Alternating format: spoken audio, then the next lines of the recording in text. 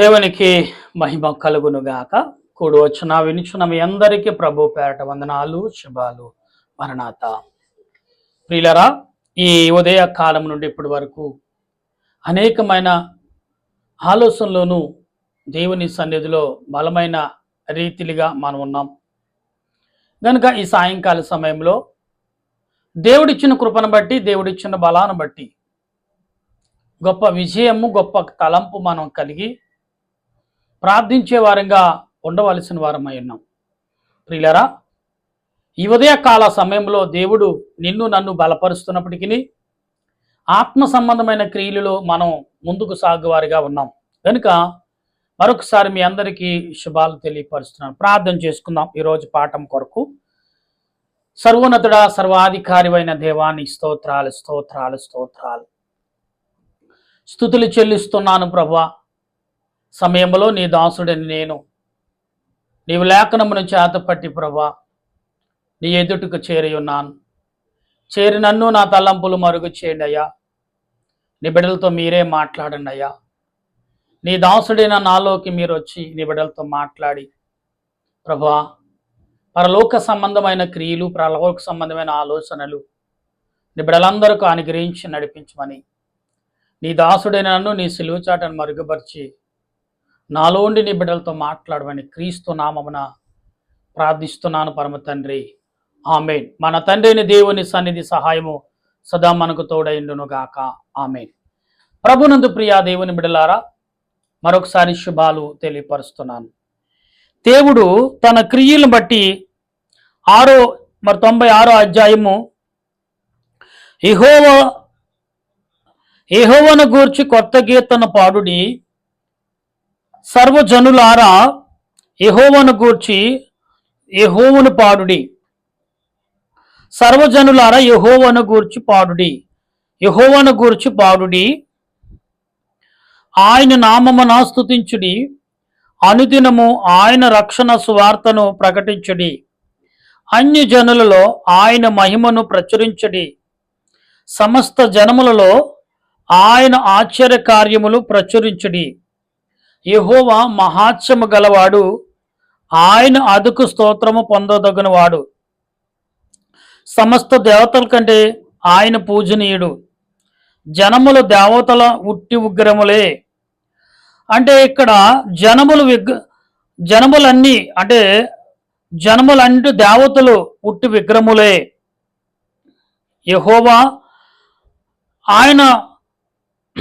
యెహోవా ఆకాశమును విశాలముగా సృజించిన వాడు. ఘనత ప్రభావము ఆయనకే చెల్లును గాక అనే సృజించినవాడు. ఘనత ప్రభావములు ఆయన సన్నిధిని ఉన్నవి. బల సౌందర్యములు ఆయన పరిశుద్ధ స్థలములు ఉన్నవి. జనముల కుటుంబములారా యెహోవాని చెల్లించుడి, మహిమ బలమును యెహోవాకు చెల్లించుడి. యెహోవా నామమును తగిన మహిమ ఆయనకు చెల్లించుడి. నైవేద్యములు తీసుకుని ఆయన ఆవరములోనికి రండి. పరిశుద్ధ అలంకారం ధరించుకుని యెహోవాకు నమస్కారము చేయుడి. సర్వభూజనులారా ఆయన సన్నిధిని వణుకుడి. యెహోవా రాజ్యము చేయుచున్నాడు, లోకము కదలకుండా స్థిరపరచబడి ఉన్నది. న్యాయమును బట్టి ఆయన పరిపాలన చేయుచున్నాడు. ఈ వార్తను అన్యజనులలో ప్రకటించుడి. యెహోవా వేచేయుచున్నాడు. ఆకాశము సంతోషించును గాక, భూమి ఆనందించును గాక, సముద్రము దాని సమత్తమియు ఘోషించును గాక. పొలమును దాని అందు కలగజేసిన అంతయు యెహోవా అరసించును గాక. వనవృక్షములనియు ఉత్సాహదానం చేయును గాక. భూజనులకు తీర్పు తీర్చుటకై యెహోవా వేచేయుచున్నాడు. న్యాయమును బట్టి లోకమునకు, తన విశ్వాసమును బట్టి జనములకు ఆయన తీర్పు తీర్చును. ప్రభునందు ప్రియా దేవుని బిడ్డలారా, ఈ 13 వచనాలు మరి 96 అధ్యాయం 13 వచనాలు మనం చదువుకున్నాం. ఇక్కడ సర్వజనులారా యెహోవాను స్తుతించుడి, సర్వభూజనులారా యెహోవాను స్తుతించుడి, సర్వ సృష్టి యెహోవాను స్తుతించుడి అనే మాటలు ఇక్కడ కనబడుతున్నాయి. అయితే ఈ 10, 11 వచనం కాడి నుంచి యెహోవాను కనపరచుడు గాక, యెహోవాను కొనియాడును గాక అని ఈ 3 వచనంలో గొప్పగా కనబడుతున్నాయి. ప్రియులారా, లోకము ఎంతగా ఏ రకంగా ఎదురు చూస్తుంది, ఈ లోకము ఏ రకమైన క్రియలు కలిగి ఉన్నది, లోకము ఏ రకమైన ఆలోచనలో ఉన్నది అని మనం గ్రహించితే ఆన్సర్ చాలా విరివిగా దొరుకుతున్న వాక్యమును బట్టి మన గమనకు ఆయన పూజనీయుడు శలములు ఇక్కడ ఏమంటాడు, జనములు ధనములో ఉన్న దేవతలందరూ ఉట్టి విగ్రహములే. ఇక్కడ కూడా అంటున్నాడు, అంటే దేవతలను తప్పు పట్టలే కానీ వారు ఉట్టి విగ్రహములే అని అంటున్నాడు. ఇక్కడ ఆ విగ్రహములు ఏమైనా చేస్తాయంటే, యెహోవా ఆకాశ విశాలమును సృజించినవాడు. అంటే లోకములో ఉన్న దేవతలందరూ కూడా ఉట్టు విగ్రహములే. అంటే దేవత అని పిలువబడుతున్న ప్రతిదీ కూడా విగ్రహమే అని అర్థం చేసుకోవాలి మనం. ఈరోజు ఇక్కడ మాట్లాడుతాడు. అయితే ఇక్కడ ఇంకా ఘనత ప్రభావములు ఆయన సన్నిధి ఉన్నవి, బల సౌందర్యములు ఆయన పరిశుద్ధ స్థలములో ఉన్నవి. ప్రియులరా, పరిశుద్ధమైన జలములు, పరిశుద్ధమైన మహిమ ఆయన సన్నిధిలో ఉన్నవి అని అంటున్నాడు. ఇంకెక్కడుంటాయి? ఎక్కడ ఉండవనే కదా, ఆయన సన్నిధిలో మాత్రమే ఉన్నవి అని అంటే ఏంటి దానికి అర్థం? ఆత్మ సంబంధమైన క్రియలు మనము కలిగి ఉండాలనేది ఆయన ఉద్దేశం. దేవుడి రోజు నీతో నాతో ఇంత ఆత్మీయ విశాలతతో మాట్లాడుచున్న ఈ క్రియలు మనం చూస్తే ఒకసారి ఆలోచన కలిగి ఉండాలి ప్రియులారా. ఎందుకంటే దేవుడు తన ప్రభావాన్ని బట్టి, తన కృపను బట్టి, తన ఆలోచన బట్టి, తన క్రియను బట్టి నిన్ను నన్ను బలపరుస్తున్నాడు. అయితే తన ప్రభావం బట్టి అంటున్నాడు ఇక్కడ, గుమ్మములారా ఇక్కడ మాట్లాడుతున్నారు. ఇక్కడ ఏమనంటే ఆత్మవిశ్వాసమును ఇక్కడ ఇక్కడ చాలా విశేషంగా మాట్లాడుతున్నాడు. బల సౌందర్యమును ఆయన పరిశుద్ధ స్థలంలో ఉన్నవి. జనముల కుటుంబములారా యెహోవాను చెల్లించుడి, మహోమ బలములు యెహోవాకు చెల్లించు. అంటే జనము కుటుంబములారా, జనం అంటే కుటుంబం అని అర్థం. ఒక జనం అంటే కుటుంబము అని, జనము అంటే ఇక్కడ ఎక్కువగా ఉన్నవారిని జనం అంటారు. ఒకరిని కాదు ఇక్కడ పిలిచి, జనములారా యెహోవాను స్తుతించుడి. జనము దేవునిని స్తుతించుడి అంటున్నాడు. యెహోవాను స్తుతించుడి. ఎందుకు స్తుతించాలి, దేని కొరకు స్తుతించాలి అని ఒక ఆన్సర్ తీసుకోవాలి ఈ వచనాల్లో మనం. ప్రియులారా, దేవుడు స్తుతించబడకు అర్హుడు, స్తుతించబడకు నేనే అని ఆయనే చెప్పుకునే స్థితిని కూడా ఆయనే కలిగించుకున్నాడు. ఎందుకంటే చాలా మంది కూడా చూడండి, దేవతలని కొలబడుతున్న వీరు ఉట్టు విగ్రహములే అంటాడు. విగ్రహం అంటే ఏంటి? మనిషి తయారు చేసిందని అర్థం. అయితే ఈ రోజున నీవు కానీ నేను కానీ ఒకసారి ఆలోచించడం కలిగినప్పుడు ఈ ఆలోచన ఎంత ఆస్పదంగా ఉన్నది అంటే, వాక్య గ్రంథములు అనేక విషయాలు కనబడుతున్నాయి. ఈ వాక్యాలను బట్టి దేవదాసయ్య గారు అన్న మాటలు గుర్తొస్తూనే ఉన్నాయి. ఎందుకంటే ఆయన అనేక రీతిలుగా అనేక అంశాలతో ఆయన రచించిన వారైనారు వాక్యాన్ని. వాక్యములో తీసుకుని పాటలు రాశారు. అందుకే తనుము నాదిదుగో కొనిమి ప్రభువా, సర్వాధికారి సర్వసృష్టికర్తమైన దేవా అని అనేక రకాలుగా స్తుతి చెల్లించారు. ఘనమైన నా ప్రేమ ఇదిగో ప్రభా అందుకో అనే రకముగా ఘనమైన వాడువు గణుడు అయిన నా దేవ నీకు స్తోత్రాలని ఇలాగా అనేక రీతిలుగా పాటలు ఉన్నాయి. నన్ను దిద్దము చిన్న ప్రాయము అనే మాట. అంటే దేవదాసయ్య గారు అదే ఎందుకు రాసుకున్నారంటే, ఆత్మవిశ్వాసం కలిగి ఆయన ఏ రకంగా అయితే దేవుని యొక్క ప్రార్థనలో బలపడ్డారో అదే ప్రార్థనని పాటగా మార్చి వినిపించారు, రచించారు. ఆనాడు రచనకర్తలు నిజంగా వాళ్ళు రాసినప్పుడు అంటే చాలా మంది ఏంటి ఎలా రాసేసుకున్నారనుకున్నారంట. కానీ వారు రాసిన పుస్తకాలు కానీ వారు రాసిన రాత కానీ ఈరోజు మనందరికీ చాలా విలువగా, చాలా సులువుగా, చాలా గొప్పగా సాతానుని కానీ సాతాను క్రియలు కానీ మనం జయించగలుగుతున్నాం. వాళ్ళకి వాళ్ళును వీళ్ళును అందించకపోతే మనం ఎక్కడ జయించగలుగుతాం? ఎక్కడ మాట్లాడగలుగుతాం? ఎలా మాట్లాడగలుగుతాం? ఏమని మాట్లాడగలుగుతాం? ఏమని మనం ఆలోచించగలుగుతాం? ఇది బాగా గమనించాలి. అందుకనే దేవా దేవా తండ్రి దేవా తండ్రి నీకు దినదిన స్తుతులు నా వెన్న పమో వెన్న నాద సంస్కృతులు. దేవా ఇదిగో స్తుతులు అందుకో, నాదేన స్థుతిని నా వెన్న నా పట్ల నువ్వున్న స్థుతులను అంగీకరించుము దేవా అని ఎంతో చక్కగా రచించిన వారై ఉన్నారు. ప్రియులరా, అలాగే తనుమో నాదిదిగో తనుమో నాదిదిగో కై కొనిమీయు ప్రభువాని పనికై ప్రాది చింపుమి దినములో క్షణములో నీసి కొని అవి నీదు వినతిం ప్రవసింపాచే అనుశక్తిని యుమే. అంటే నా సర్వము నీ చేతులకు అప్పగిస్తున్నాను, సర్వాధికారివు నీవే, నీవు తప్ప నాకెవరు దేవా అని వేడుకుంటున్న కీర్తనలు అనేకమైనగా దేవదాసి గారు రచించిన మాటలు కనబడుతున్నాయి. ప్రభునందు ప్రియా దేవుని సంగమా, ఈ సాయంకాల సమయంలో దేవదాసయ్య గారు అన్నారు, పక్కనే ఉన్నాడు పగవాడు, చెంతనే చేరాడు చినిగాడు, మెలకు కలిగి ఉండండి ప్రియులారా అని. అంటే ఏంటన్నారు? సాతాను కూడా అంతే అలర్ట్ కలిగి ఉన్నాడు, దానికంటే వేగము కలిగి మీరు ఉండండి అన్నారు. అంటే మంచినీళ్ళు తాగటమైన మర్చిపోవచ్చేమో కానీ, భోంచేయటమైన మర్చిపోవచ్చేమో కానీ, ఏదైనా పని చేయటం మర్చిపోవచ్చు కానీ సాతాను ఎదుర్కొంటూ మాత్రం మర్చిపోవద్దన్నారు. అందుకనే సాతాను గురించి భయంకరంగా అయ్యగారు కీర్తన పుస్తకాల్లో ఆరాధన రూపముగా కూడా అందించారు. పక్కనే ఉన్నాడు పగవాడు, చెంతనే చేరాడు అని. అలాగే సాతాను సర్పమా సర్వకార్యములందు శ్రమలతో కూడిన చావు నీకు.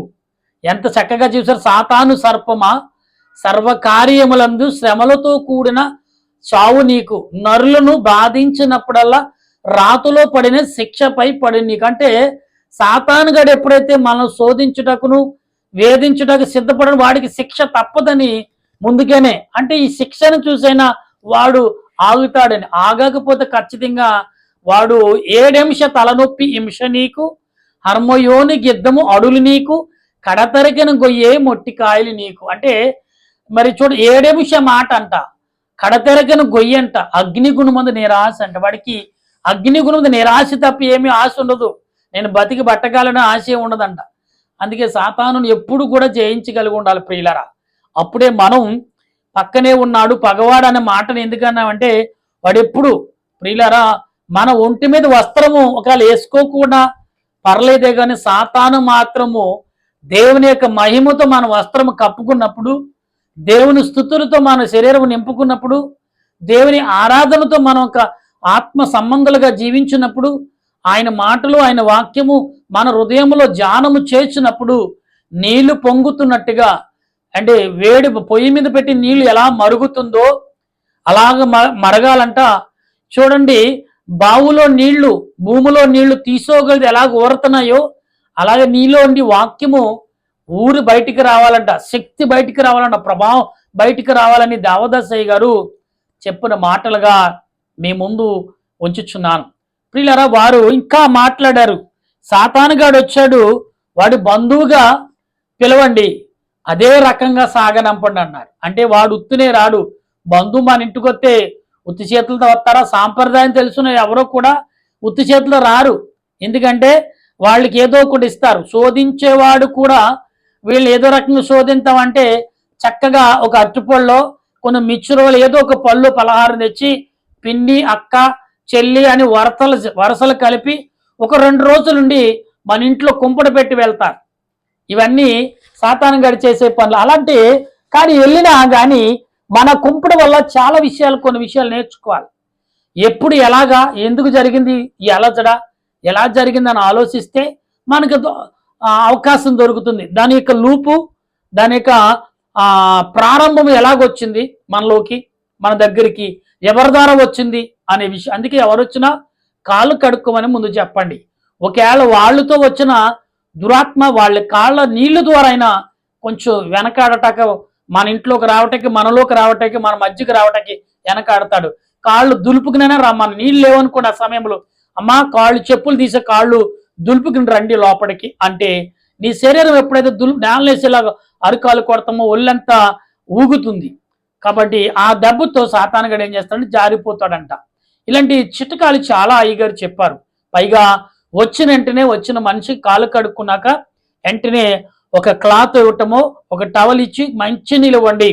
ఒకవేళ వాడి గొంతుకులో అపవిత్రమైన మాటలు పలకాలనుకున్న ఆ నీళ్లు వల్లంట గర్భంలోకి చేరి నీరుడు ద్వారా బయటకు వచ్చేస్తాడంట. అందుకనే వారి ఆలోచనలో చాలా మంది చూడండి, మంచినీళ్ళు తాగితే కొంత నెమ్మలిస్తారు. కాబట్టి మంచినీళ్ళు తాగినప్పుడంట పరిశుద్ధాత్మ దేవుడు నీటి రూపంలో, నీళ్లు పరిశుద్ధాత్మ సాదృశ్యం కాబట్టి ఆ నీళ్లు మొదట కాళ్ళకి నీళ్ళు ఇచ్చావు, శరీరం శుద్ధైంది, లోపల అవయవాలకు కూడా శుద్ధి చేయటకు గ్లాసు మంచినీళ్ళు ఇవ్వాలి. అందుకే ఆనాడు కాలంలో పూర్వకాలం మజ్జిగిచ్చేవారు, మంచినీళ్ళు ఇచ్చేవారు. ఎవరొచ్చినా కానీ, అది బంధువైనా బయట వాళ్ళైనా. కనుక గమనించండి. తర్వాత మనకి అంతవరకు ఆ రోజు, ఆ మొదటి రోజు ముందు రోజు బాగుంటుంది. వాళ్ళు వచ్చి 2 రోజులు ఉండి వెళ్ళిన తర్వాత మనలో అలజడ రేగుతుంది, ఇంట్లో గొడవలు రేగుతాయి. ఎలాగా? ఏమండి, ఆ భార్య మీదో భర్త మీదో చెవులు కొరికి వెళ్తారు. వీళ్ళు ఏం చేస్తారంటే, సాతానుడు అక్కడ ఉండి ఏమంటాడు తెలుసా, నువ్వు నిన్న అన్నావు కదా, ఒకసారి అప్లై చేయి, ఒకసారి నువ్వు బయట పెట్టి ఆ మాటని అని సాతానుగాడు ఎవరితో విన్నారో వాళ్ళలోంచి బయట పెడతారంట. అదేం చేస్తే గందరగోళం సృష్టించే మాటలు. కనుక ప్రియులారు, అందుకే మనము ఎప్పుడు ఎవరు బంధువులు వచ్చినా మంచినీళ్ళు ఇవ్వండి. మీరు ఏదైనా కలిగి ఉంటే పెట్టండి వారికి. అప్పుడు దానివల్ల ఏం చేస్తుంటే ఊపిరి వారి మనసులో ఉన్నదాని మదిలో ఉన్న వల్ల ఈ మంచినీళ్ళు గుట్టకెప్పుడు వేస్తాడో ఈ మదిలో యొక్క నీటి యొక్క తాకిడికి, నీటి యొక్క ఆ యొక్క స్పర్శకి ఏమవుతుందంటే ఆ మదిలో ఎక్కువ మర్చిపోటకు అవకాశం ఉంటుందంట. అంటే సాతానిని నీవు మంచినీళ్ళ ద్వారా, ఆత్మ పరిశుద్ధాత్మ దేవుని ద్వారా సాతానిని కట్టడి చేయటకు ఒక అవకాశం. మొదటిది కాళ్ళకు కడుక్కుంటాక నీళ్ళు ఇవ్వండి, వచ్చిన వాళ్ళకి మంచి నీళ్ళు ఇవ్వండి. ఇది 2. ప్రియులరా, 3 ఇంకా సాతానుగాడు వచ్చినప్పుడు అంట వాడు ఎలాగొచ్చాడు, వెళ్ళినప్పుడు ఎలాగ వస్తున్నాడో అలాగే వెళ్తాడంట. వాడు ఓవరాక్షన్ చేస్తాడు, మాత్రం చెవులు కొరికి వెళ్తాడు. అప్పుడు గందరగోళం చూసి పలానా వారు వచ్చారా, పలానా వాళ్ళ జరిగింది కదని దాన్ని రెట్టింపు చేసుకోకుండా అవతల వాళ్ళు చెప్పినప్పుడు మౌనంగా ఉండండి. మౌనంగా ఉన్నప్పుడు ఏమవుతుందంటే సాతానుగాడు ఏంటి అసలు మౌనంగానే ఉంటున్నాడని తెలివిగా ఏం చేయాలని సాతాన్ని జయించే మార్గం, 3వ మార్గం ఏంటంటే మౌనం. ఈ మౌనం వల్ల సాతానుగాడిని చాలా ఈజీగా జయించవచ్చు. ఎందుకంటే అందుకనే చూడండి, వాడి కక్ష తీరకపోతేనంట సాతానుగాడు నేలనేసి కొట్టుకుని సర్పము రాయికేసి కొట్టుకుని చచ్చిపోద్దంట. ఆ రకంగా మనం వాగితే వాగిందిలే, మాట్లాడితే మాట్లాడిందిలే అని బయటికి వెళ్ళటము, దూరంగా ఉండటము, లేకపోతే ఈ చెవితో వినటము, ఈ చెవితో మనకి విననట్టుగా, మనకు కానట్టుగా దాన్ని చూస్తే దానికి ఒళ్ళు అంట అగ్ని పొయ్యిలో పెట్రోల్ వేసినా కిరోసిన్ వేసినా ఎలా మండుకుంటుందో అలాగే దాని శరీరం మండుతుందంట. ప్రియులారా, ఆ మాట్లాడామి మళ్ళీ ఇంకా చాలా ముతకమైన మాటలు మాట్లాడుతూ ఉంటారు. ప్రియులారా, ప్రజలు అంటారు ఏంటి ఏమి మాట్లాడట్లేదు వీళ్ళు అని. కానీ మౌనంగా ఉండండి. దేవుడు అంటున్నాడు మౌనముతో నువ్వు దాన్ని జయించవచ్చు. ఈ 3వ భాగం. కనుక ఈ సమయంలో దేవునిని స్తుతించాలి, దేవునిని ఆరాధించాలి. ఇశ్రాయేలు ప్రజలు ఎలాగ ఆరాధించారు, ఇశ్రాయేలు ప్రజలు దేవుని ఎలా గణపరచాలో అలాగ గణపరిచే కృపను ఆ దేవదేవుడు మనందరికి అందించి మహిమ మేఘానికి ఎక్కించును గాక. ఆమేన్. ప్రార్థన చేసుకుందాం. దయగల తండ్రి, ప్రేమగల రక్షక, నీ కొందనాలయ.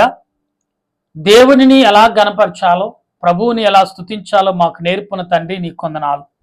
మా ప్రియులు, మా స్నేహితులు, మా బంధుమిత్రులు, మా నాదములు, మా కజలు ఎందరైతే మాటలు వింటున్నారు వారందరికీ సాతాన్ని ఎదిరించే స్తోత్రాలు, మరి సాతాన్ని ఎదిరించే వాలులు వీలులు ఇంకా అనేక రకాలుగా వివరించగల శక్తిని మాకు దయచేయండి ప్రభా. ఇక 3 భాగాలుగా నేను వివరించున్నాను సాతాన్ని ఎలాగ ఎదుర్కోవాలో లోకములు.